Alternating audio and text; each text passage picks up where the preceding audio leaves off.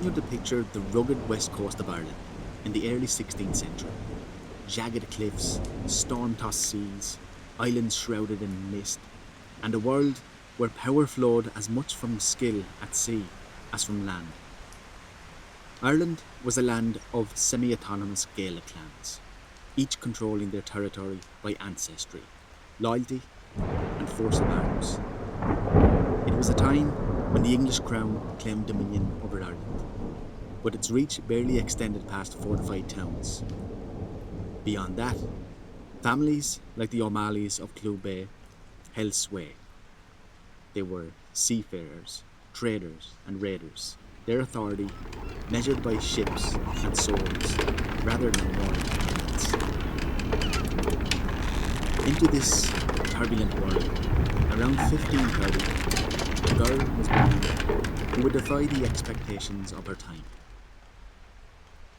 Gráinne, Mhaol, anglicised as Grace Ó Máille, was the daughter of Ó Máille, chief of the name, or captain of his nation, which was used as the head of a family or clan in Irish, and Lord of Ó, a formidable seafaring dynasty in the west of Connacht.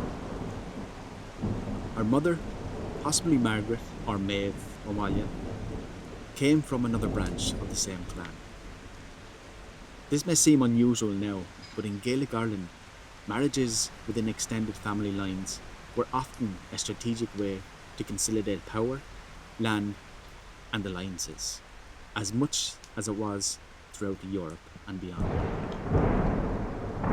Grace grew up surrounded by the sea, castles, and political intrigue. Her family controlled multiple castles along Clú Bay, including, but not limited to, Carrickildavenant, which protected the coastline and enforced the collection of black rent, essentially a tax on fishermen, including those from as far as England. She also had a half-brother, Donal na Piapa, or Donal of the Pipes in English.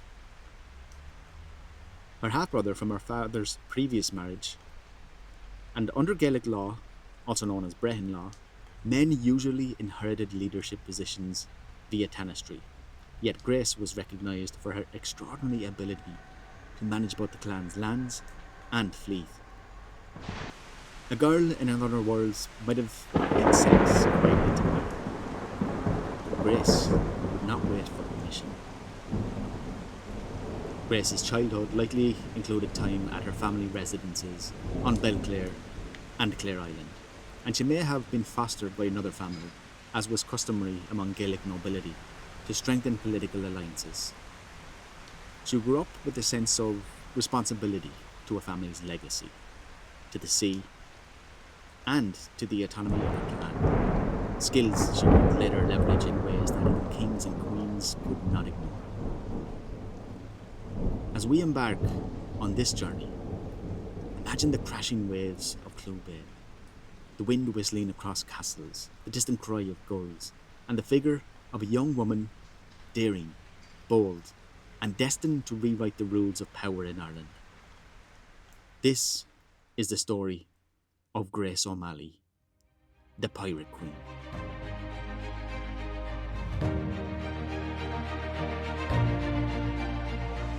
And realism impelled me to admit that we still have a long, long way to go. But I think the important thing is that we are making progress. También hay que esclarecer que no solamente en Been a long relaciones journey. I hope you also agree that it has been so far all steps for man. Ơi, đồng bào cả nước, I am pleased to make tất cả mọi người đều sinh ra có quyền bình đẳng. 7, 6, 5, 4, 3, 2, 1. Hello, everyone, and welcome back to the show. For all of you who have listened to the other podcast, thank you very much. And for all of you who are new here, you're very welcome. So let's get straight into it. Let's get into why Grace Ó Máille became who she became. Okay, so Grace didn't just inherit her place in history because she was born into, calm waters and easy days. She inherited it because she was born into storms. Storms of the sea, storms of family politics, storms of a world where loyalty was as fleeting as the tides, and power had to be earned in those times with courage, with, and probably most important, ruthlessness. Her father, Owen of Dara, Ó Máille, was a man whose life was as, you could say, interwoven with the sea as it was with the intricate networks of family alliances and clan rivalries that dominated West Connacht. Now, for those of you who are unfamiliar with the term Connacht, Connacht is a place in the west of Ireland, near the north. In the north, you have Ulster. In the southeast, you have Leinster. Southwest, you have Munster. And then just halfway between the southwest and the northwest, you have Connacht as well. Connacht is very famous for actually just over a century later of the time of Grace Ó Máille, which we'll get into. She was born in the 1500s, just over a century later, when during the Cromwellian invasion of Ireland, he gave the Irish people two choices, to hell or Connacht. Connacht is a vast, barren land. It's hard to live there, to grow crops there, but we'll get into that soon. So about her father was, at that time, was called Chief of the Name of the Ó Máille clan and Lord of Mhaol. Now, Owen wasn't merely a landholder. He was a navigator of people, politics, and peril, really. He did command respect both from his own men and from those who dared challenge him. He was a formidable force that way. His family had ruled the coastline for generations, tracing lineage back to a man called Máille mac Connell, and their influence wasn't symbolic. It was enforced with ships, fortresses, fleets, sheer brute that could strictly, I suppose, and swiftly disappear into the Clew Bay. Now, Grace's mother, Margaret, or as some other records suggest, Maeve, was likely a distant cousin of Owen. Okay, I was already said that. So in the Gaelic world, again, this was common. Well, not just in the Gaelic world, but throughout history. You take the Habsburgs, for example. I mean, they all married each other, first cousins, and so on. I don't know if that's where the Habsburg jaw came from, but yeah, it wouldn't have been healthy. But it was just that Maeve, or Margaret, whatever way you want to call her, was a distant relative. I don't think she was a first cousin, but far down the line. But still, yeah. So marrying within the wider family network meant consolidating wealth, land, influence, while maintaining control over key territories. Now, Margaret's presence in Grace's life would have been really profound, though often understated in historical record, which is not uncommon as well because it was a patriarchal society. Now, mothers like her were not passive figures. They were actual teachers of diplomacy, guardians, especially from the so-called kind of noble class as well. Okay, they weren't just lower on the pecking order, but they were guardians of culture, mentors in ways of negotiation, persuasion, and I suppose subtle strategy as well. Now, from her mother, Grace would have absorbed an understanding of alliances, family honour, and the social codes that would later allow her to manoeuvre through a male-dominated world without losing her authority either. Now, Grace did have a half-brother, and his name was Donal na Piapa, or in English, that meant Donal of the Pipes, from her father's earlier marriage. Now, it should have been next in line to claim the crown because, again, it was a patriarchal society, and under Brehon law, which was the Gaelic law, leadership and property usually passed through male heirs chosen from their fine, okay, so the pool of eligible relatives. Women rarely inherited outright, if not at all, yet Grace's aptitude, intelligence, her sheer force of character positioned her as you can really say, the real leader of the family's land, of the fleets as well, and I suppose of the seafaring enterprises in that area. Her father's recognition of her capabilities was really crucial. It wasn't simply, rebellion that earned her respect. It was proven skill, judgment, and fearlessness as well. Now, when we look into Grace's childhood, it was far from sheltered. Clare Island, Belclare, and other family holdings offered both a home and a training ground there as well. And these islands, uh, they were very rough. If anyone has ever been to the west coast of Ireland, very typical or very tourist area is the Cliffs of Moher. You can get a feeling because it was in around the same area where Grace is from, County Clare. It's very rugged, jarred cliffs, hidden coves, and most importantly, vantage points overlooking the open sea. Now, this taught Grace lessons that no classroom could ever do. She learned to read the tides, gauge the wind, and recognise even the subtle changes in weather that could make the difference between survival and disaster on the Atlantic. Really, when she was looking out over the Atlantic from her home, was, I suppose, as the European said, the new founded, the new world. That was the opposite direction. So when she looked from her home, it would have been roughly in line with, I suppose, when you think about it on a map, roughly where New York is today. So, yeah. So she did observe, I suppose, her father managing fleets, negotiating tribute from fishermen, and defending the clan's interests, both local rivals and English authorities attempting to, encroach on their semi-autonomous territory. Each voyage, each conversation, each minor dispute was a lesson in leadership, negotiation, and the practicalities of command. So she really did get that from a very, very young age.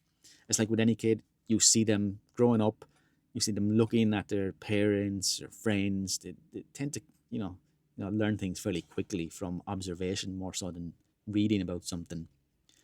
Now, one story, often told in later years, shows her resolve even as a young girl. She wanted to sail with her father on a trading expedition to Spain. This is what the story goes. Now, this was a journey that was both dangerous and prestigious, yet her request was denied. Her long hair, her father said, would become entangled in the rigging. A simple yet, I suppose, insurmountable obstacle in Grace's eyes. Now, Grace, unwilling to be told no, she, as the story goes, cut her hair herself, which was, I suppose, a rebellious but practical act that won her the nickname Gráinne Mhaol. In English, that means bald Grace. So it was a name that stuck, one that symbolised determination, independence, defiance, qualities that would, I suppose, define her entire life. Some say it was also called Gráinne Mhaol, tying her identity directly to her homeland. And that was reinforcing that she really, belonged not only to her family, but I suppose to the sea itself. She was meant to sail the sea. Now, Grace grew up surrounded by the clatter and, the chaos of seafaring life. Ships were constantly under construction in her area. She would have seen that daily. She would have seen the, repairs going on, the provisions, men trained in boarding techniques, navigation, and combat. She would have witnessed all of that growing up. So she got into her head the type of life she wanted to live from a very early age. Now, the Ó Máille holdings were constantly in motion. It was a blend of commerce, raiding, and defence. She saw firsthand how her father balanced diplomacy and intimidation. And in a sense, I suppose she did leverage both to maintain control over her territories while keeping enemies at bay. Pardon the pun. So yeah, she learned that leadership meant, more than just courage. It did require, judgment, patience, and the ability to anticipate betrayal as well, which was very common actually during those times by forming Irish alliances. They're your friends 1 minute and the next day, like I said in the previous episode on the Normans, they're burning your crops. So by the time she was a teenager, Grace was not only familiar with maritime skills, but also deeply immersed in the political landscape of Western Connacht.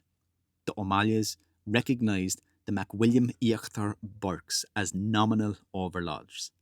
So these overlords, the Burke family, were once Anglo-Norman, but now they were, at this stage, thoroughly Gaelicised, controlled much of County Mayo, and Grace would have observed, I suppose, the delicate, interactions between her father and the Burkes, seeing how tribute, loyalty, and autonomy was balance, basically, and how, I suppose, like I said, alliances could shift in an instant. She would have understood the subtle power plays, the threats, and the opportunities that offend and, as well, just defined Gaelic lordship, learning that survival influence often depended as much as, I suppose, cleverness or cunning as and a force as well. So, she really did learn from a young age I suppose, like a chess player type of mentality she had. Now, marriage was also another layer of strategy. At 16 years old, Grace married Donal an Cúga ó Flatbarata. So that's a tough name to say in Irish, but this guy, Donal, was heir to the O'Flaherty clan of Ír Connacht. Now, this was more than a union of two individuals. It was an alliance of families. It was really an extension of influence across Western Connacht. Donal brought his own network of warriors, lands, and political ties, and together with Grace, they had 3 children. Owen, who is said to have inherited gentleness and fairness; Maeve, who would later become politically savvy and audacious, just like her mother; and Murnica, whose ambition had, it is said to have combative nature, would make him, I suppose, a challenging heir. And each child became a thread in Grace's network as well. It was a part of her strategy to maintain power and influence, I suppose, amid constant flux and dangers and drama of Irish politics. Now, tragedy and conflict were never far from Grace's life. In 1565, Donal was ambushed and killed, and that was likely tied to, it is said, it was tied to a dispute over Hen's Castle with the Joyce clan, so the Joyce family. Now, Grace's response was immediate and decisive. She rallied her own loyal warriors, confronted the Joyce clan, and reclaimed the castle through sheer determination, just sheer grit and strategy. It wasn't just force that she used, but she also used her brain. She was, very, very clever that way. Now, this episode was an early demonstration of her ability to lead, to inspire loyalty, and really to act decisively in moments of crisis when you think about it. It was also the moment that I think that she really began to truly step out of her father's shadow. It was her first kind of taste of combat and leadership, prowess, and asserting herself as a formidable leader, really in her own right. Now, after reclaiming the castle, Grace returned to her ancestral lands in Mhaol, bringing with her warriors from both Ó Máille clan and her late husband's retinue as well. She established Gráinne's castle on Clare Island as her principal residence, and from there she would command fleets, plan raids, enforce tribute, and conduct diplomacy. So everything was planned from there. Her authority was a combination, really, of inherited power, I think personal skill as well, and I think probably the most important was relentless ambition that she had. She was both a matriarch, really, and a strategist, navigating alliances, disputes, and also, which is very important, the encroaching power of the English crown. Even in these early years, it was clear that Grace was extraordinary for her time. She combined maritime expertise, military strategy, political acumen, and, in my own opinion, personal audacity. She understood her environment, she understood the sea, the clans, the English presence as well, and she learned to bend each to her advantage. The lessons from her, I think from her youth, actually, helped with this as well. And I think the relationships she built with the different people, the different clans, through marriage and so on, the skills she owned, the audacity she displayed, all, I think, came together. I think they all coalesced to forge really a leader unlike any other, in my opinion, in Irish history. How she could bring everyone together to fight for her, especially she being a woman as well. Grace wasn't just prepared to inherit power, she was prepared to expand it, to command it, and I think to challenge anyone who stood in her way. The girl who really, cut her hair to sail with her father was already becoming the woman who would dominate the seas, the clans, and eventually the attention of queens.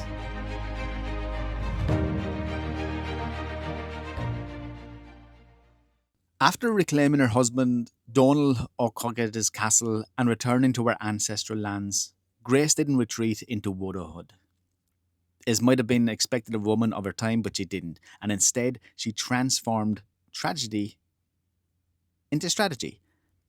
Clare Island, with its natural fortifications, has sweeping views of Clew Bay, became not just a home for the nerve centre of her operations. It was here that Grace consolidated her power, integrating her late husband's warriors with her own loyal Ó Máille retainers.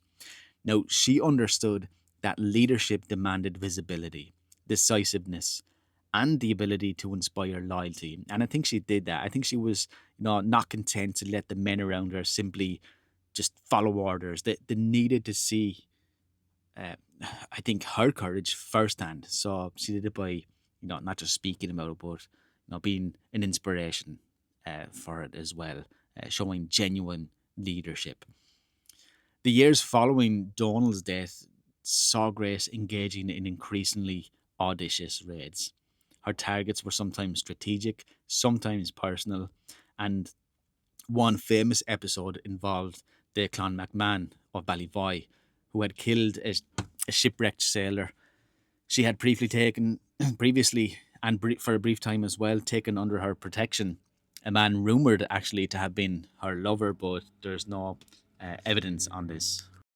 Once again, Grace didn't waste any time. She retaliated swiftly and decisively once again, attacking Duna Castle in Blacksod Bay, overpowering the defenders and exacting vengeance for the loss. This was not mere personal revenge. It was a demonstration of strength as well, I think. And it was a message to any other clan in the area, even considering testing the Ó Máilles, that crossing Grace invited consequences. Now, in the folklore of the region, she became known as the Dark Lady of Duna, a figure whose name inspired both, I suppose, fear and admiration as well. Now, by 1566, Grace had remarried.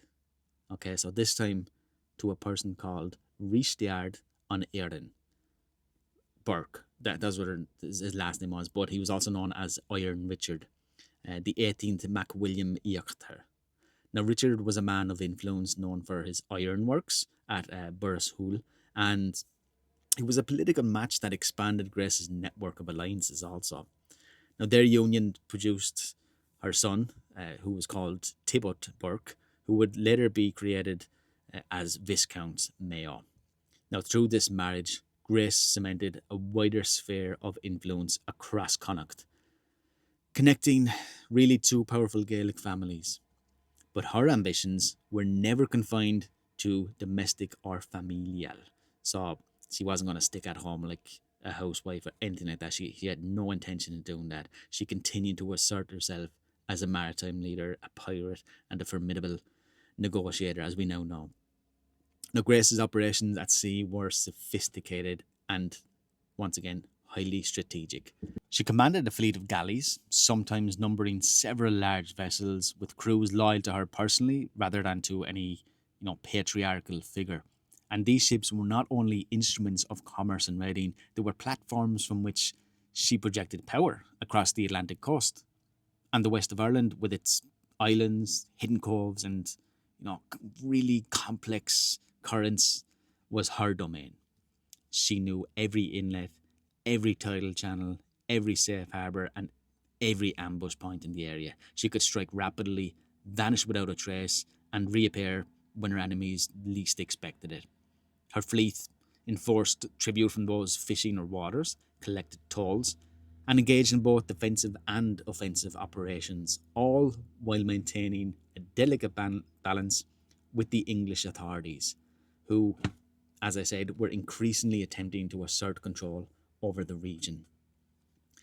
This balance with the English was always precarious. And by the 1570s, actually, Tudor influence was expanding as well at this time.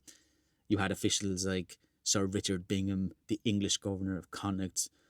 He was tasked with bringing the independent Gaelic lords. Remember, it was like self-autonomy at this time. He was tasked with bringing these Gaelic lords, independent Gaelic lords, into compliance. And Bingham, in particular, actually considered Grace a persistent problem.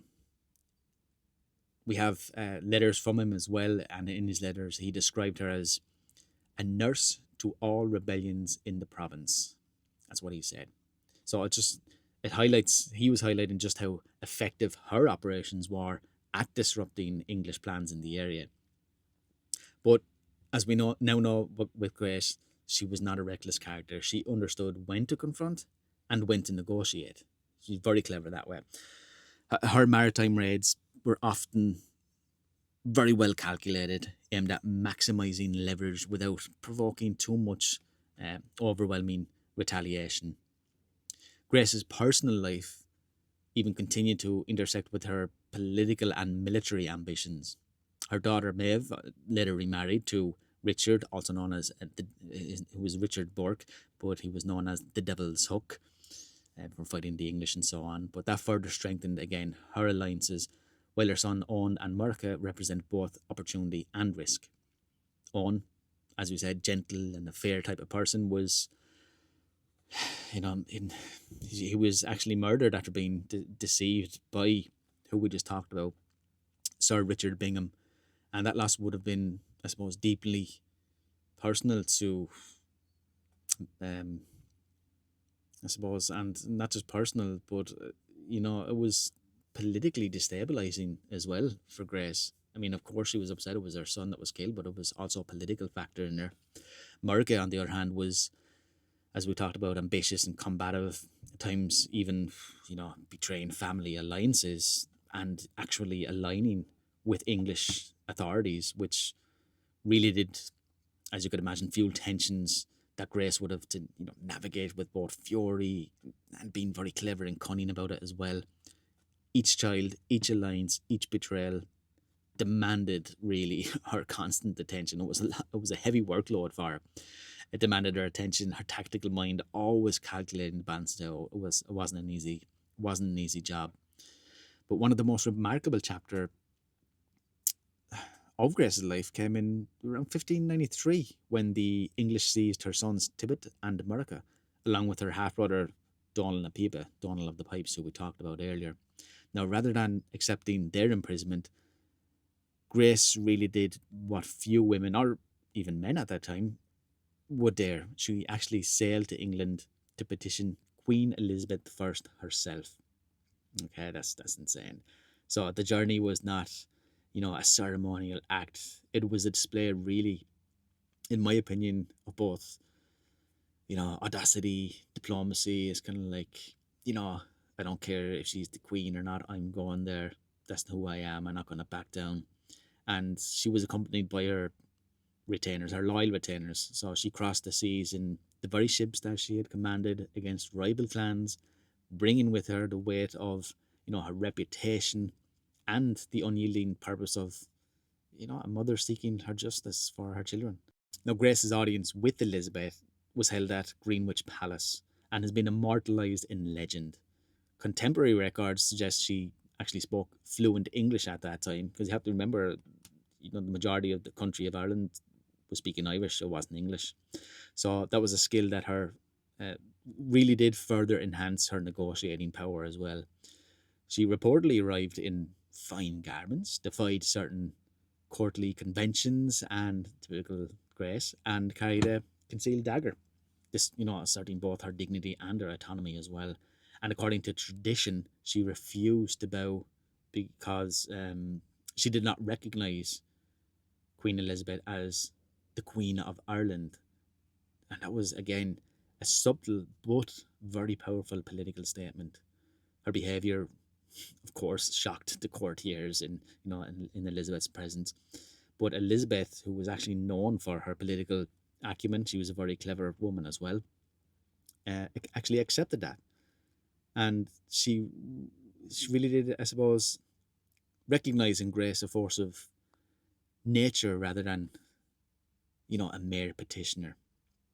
Now, beyond the theatre of the royal court, Grace's negotiations were detailed, meticulous, and very pragmatic. She actually petitioned for the release of her family members, offered loyalty to the crown, which was really kind of a no-go for her, but again, she was very clever. She could offer loyalty to the crown, but not necessarily give it, and demanded protection, of course, for her lands as well. So she was basically saying what Elizabeth wanted to hear. Grace was a woman who understood leverage, diplomacy, as intimately as she understood seamanship and warfare.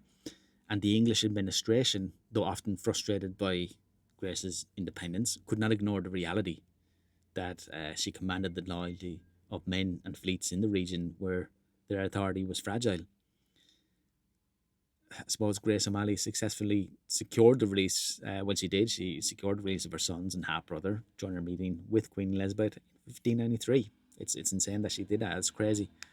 After Grace secured the release of her sons and half brother, she returned to Ireland, and Grace immediately resumed her operations, blending diplomacy and maritime strategy. She rebuilt her fleet, sometimes with 3 large galleys, continuing to enforce her authority over Clew Bay and the surrounding waters. English officials did attempt to limit her autonomy. They quartered soldiers on her ships and lands, but Grace adapted to this. And again, remember, like we talked about, she was very clever to, I suppose, defend but not provoke too much. And I think the English were looking for a reason to get at her as well. But Grace adapted, navigating both threat and opportunity with, I think, really relentless determination as well. Her ability to balance personal loss, family duty, clan loyalty, and again, the ever-present English threat demonstrated really a rare combination of, I know I keep saying this, but audacity. I think she she was really, it was crazy, but the audacity, the pragmatism, and tactical brilliance of Grace O'Malley, I think, I think nowadays, yes, she's a living legend, but I think people still don't grasp how great of a leader she was as well. But by this stage of her life, Grace was really a figure of legend. Tales of her audacity, her leadership, her exploits circulated widely, blending really historical fact with also folklore as well. And she would stop at nothing to defend her family, her clans, under her domain and her autonomy as well. Her raids were both punitive and strategic, her negotiations with the crown both fearless and practical. And she really did embody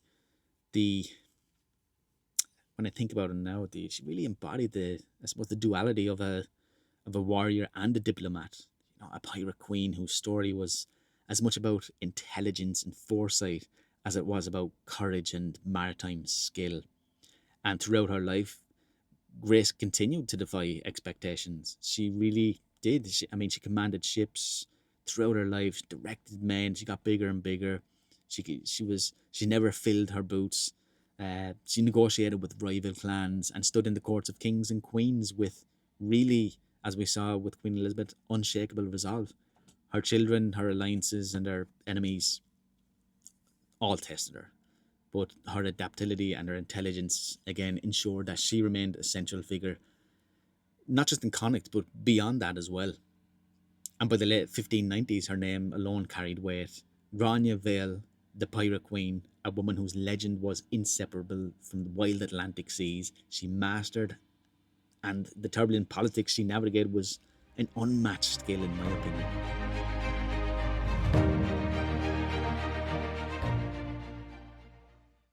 Now, by the mid-1590s, Grace's world had started to change. The seas and coasts she had once ruled were near total freedom, were now under the very watchful and close eyes of the English crown. Figures like Sir Richard Bingham, the Lord President of Connacht, were determined to assert authority over the Gaelic lords of the West. Well, all over the rest of Ireland, really, but this was his place where he wanted to do it. And Grace's lands and fleet were not exempt. Clare Island, Rockfleet Castle, and the surrounding territory were under pressure, with English troops stationed in strategic locations, soldiers quartered on her property in vessels, like we said. Yet Grace Ever resourceful, adapted to these new realities. Again, she went back to her old ways, balanced diplomacy with resistance, subtle resistance. And she did maintain her authority throughout negotiation, intelligence, and I suppose a careful display of strength rather than open conflict as well. Now, rather than fleeing or surrendering her influence, Grace used her deep knowledge of the local terrain. Remember, she grew up here; she knew the place like the back of her hand. Her loyal retainers, and the network of loyal followers to protect her estates all stood by her because she did really take care of her people as well. She really secured her people's livelihoods. So when she showed that, I think leadership and I think prowess, that matriarchal stronghold she had over the area, that she was not going to abandon her own literal children in the English courts, but she looked over her own people as all part of her own family as well, and she wasn't going to abandon them. Now, she did oversee repairs in the area, on fortifications, on her castles, ensured that her fleet was ready if needed, and managed her holdings in a way that maintained her clan's economic independence as well. The English presence, rather than breaking her, became a challenge she met with patience, cunning, and foresight. She monitored the movements of English forces, anticipated their strategies, and exercised power through intelligence and alliances with local lords where and when necessary. Even under the constraints that the English put on her, she remained a formidable figure throughout.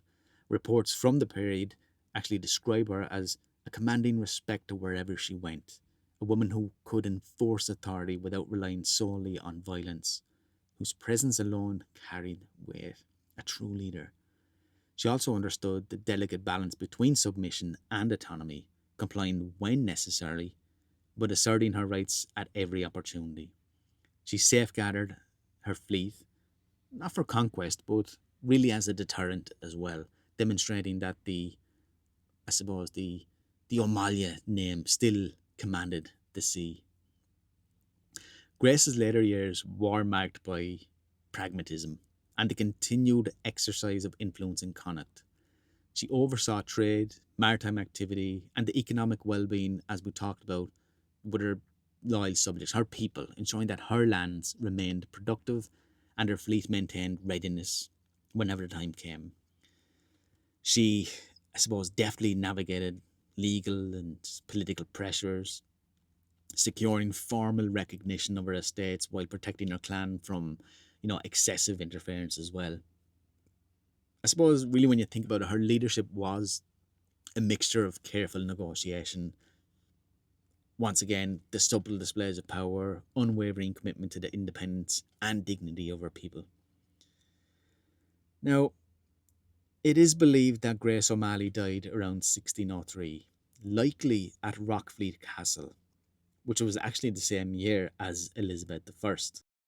Grace O'Malley is believed to be buried in the Cistercian Abbey on Clare Island, County Mayo, in Ireland, but it was of course near her ancestral lands as well. Now, while her exact grave is unmarked, the abbey is widely accepted as her final resting place, she didn't leave behind any really contemporary portraits or extensive written records.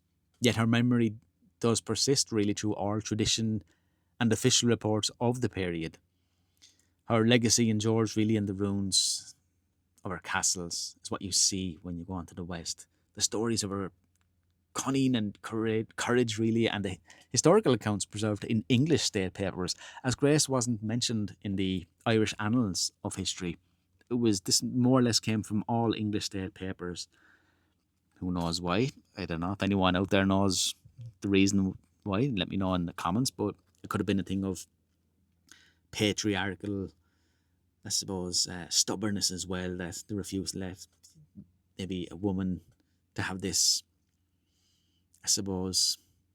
celebrity kind of type status, or maybe a better word, but basically that I think they want to keep in control, that a woman could not achieve this. That's just my own opinion, but let me know what you think in the comments. So Yeah, I mean, Grace O'Malley really does exemplify the spirit of a leader who could bend the rules of her time, command respect in a male-dominated society, and safeguard her clan territory through intelligence, adaptability, and relentless determination. And she does, in my opinion, remain one of Ireland's most, if not the most iconic figure. A woman whose life was defined by power, strategy, and the enduring imprint she left on the land and the sea she ruled.